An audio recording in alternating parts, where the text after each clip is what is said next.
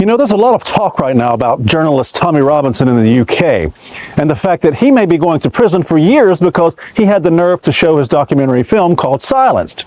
So if you haven't had time to see the film, let me explain the controversy in a brief nutshell. It all started with this short video of two boys in a schoolyard scuffle. One of the boys is white and English, and the other boy is a Syrian refugee. Now, at first glance, you might say, well, what's going on here? One boy is holding the other down and pouring water on him. And if you're a really rational person, you might ask yourself, well, why is this happening? And you might want to know just a little more about the context of the situation. But the mainstream British media isn't rational, and they didn't ask any of those questions. No, what they did is they immediately took this video and ran with the global headline, "White Racist Bully Waterboards a Poor Syrian Refugee," while at the same time painting the Syrian boy as a little angel who never bothered a soul. And people like Piers Morgan even called for the retribution against the English boy. Everybody was exposing the scumbag that did this, who I hope gets severe retribution. A teenager with his whole life ahead of him until it was ruined by people like Piers, who didn't do their due diligence before condemning him to the entire world, to the point that the boy even became suicidal and had grown Muslim gangs with machetes out in the streets looking for him. In fact, his entire family had to go into hiding because of these irresponsible media reports. So this is where Tommy Robinson comes in. Being familiar with the leftist media in this country and their tendency to twist reality into whatever shape necessary to fit their leftist agenda, he began a massive investigation to find the facts about the incident in the video. And what he found is really shocking. According to witnesses, the Syrian refugee was no angel at all. He had a long history of bullying young girls and even physically assaulting multiple children. He beat one girl with a hockey stick, requiring her to take pain medication for the long-term back injury he caused. He bit another English girl on the head while she was being beaten by other Muslim girls. One boy said that he was stabbed by the Syrian refugee with a compass, and his school records even indicated he was caught with a knife and a screwdriver. Another boy said the Syrian would attack him almost daily anytime he saw him. He called grown women fat white bitches and was often put into detention for his behavior. And do you see this blue cast on his arm? Witnesses say that he got that injury because he, at the age of 15, was punching a 12-year-old kid in the face repeatedly until another kid threw him off the boy and caused the injury. But what about this image, the one that started it all? Well, as it turns out, the Syrian boy had threatened to rape the English boy's 9-year-old sister earlier, and this was their big brother taking up for them. I think a lot of people would have probably done more than splash him with a little water if that's the case. Now, as shocking as all this may be, it's not nearly as shocking as what the school did to hide all of this negative information about the Syrian boy from the public once the mainstream narrative had taken hold.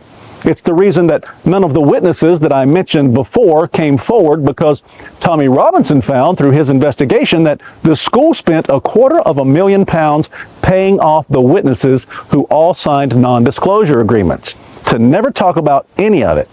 Now, why didn't the rest of the mainstream media report that to you?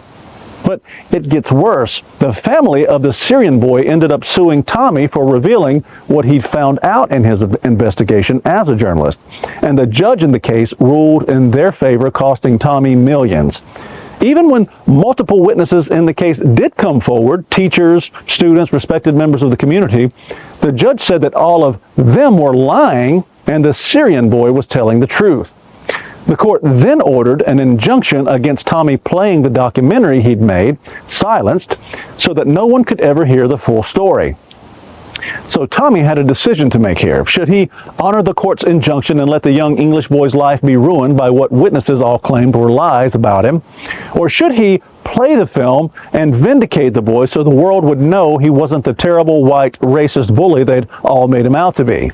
Well, if you know Tommy like I do, he's always one to stand up for the little guy and the underdog. So he showed the film. And for that noble gesture, his reward may be a 2 to 4 year prison stint in Belmarsh, the UK's most maximum security prison. So if you're watching this video, please share it everywhere so that the world knows the truth and the world sees the corrupt establishment, the media, and the judiciary in the UK. And just maybe, if we put enough pressure on them and the world protests enough, we can all help to free Tommy Robinson and send a message to the leftist governments everywhere that we the people will not be silenced. This video delves into the highly controversial situation surrounding journalist Tommy Robinson in the UK and explains why he may soon face a lengthy prison sentence simply for screening his documentary, Silenced. The documentary centers around a disturbing incident that began with a short viral video showing an altercation between two young boys in a schoolyard, one of whom was a British boy, while the other was a Syrian refugee. When this video initially circulated, it quickly became a sensational story in the UK media. Headlines painted the British boy as a racist bully who had brutally attacked a poor, innocent Syrian refugee. This narrative spread without any attempt to explore the full story or understand the context of the situation. Public figures, including well-known presenter Piers Morgan, condemned the British boy publicly, calling for severe punishment. As a result, the boy's life was severely impacted, with both he and his family facing threats of violence, forcing them into hiding due to intense public scrutiny and even threats from local gangs. Seeing the way the mainstream media seemed to sensationalize and distort the story, Robinson took it upon himself to investigate. Through his inquiry, Robinson discovered a series of shocking accounts from witnesses. Contrary to the mainstream narrative, the Syrian boy was alleged by various witnesses to have a history of bullying behavior. Testimonies included claims that he had harassed and physically assaulted other students, including hitting a young girl with a hockey stick, inflicting a back injury requiring ongoing treatment. Furthermore, there were claims that he was found carrying dangerous items such as a knife and a screwdriver, and that he had made crude and racially charged insults toward classmates and even adult women. Witnesses alleged that the Syrian boy had, in fact, threatened to assault the younger sister of the British boy involved in the video, prompting the older sibling to confront him.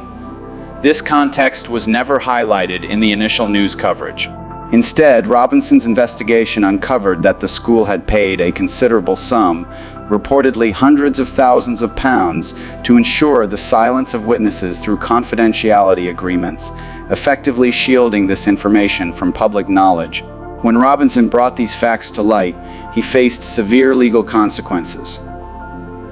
The family of the Syrian boy subsequently sued him for releasing his findings, and a judge ruled against Robinson, issuing him with a hefty fine and an order to cease the public screening of Silenced.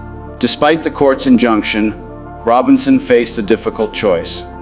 He could obey the order and allow the young British boy to continue facing intense public condemnation, or he could stand by his commitment to journalism and expose what he believes to be the whole truth.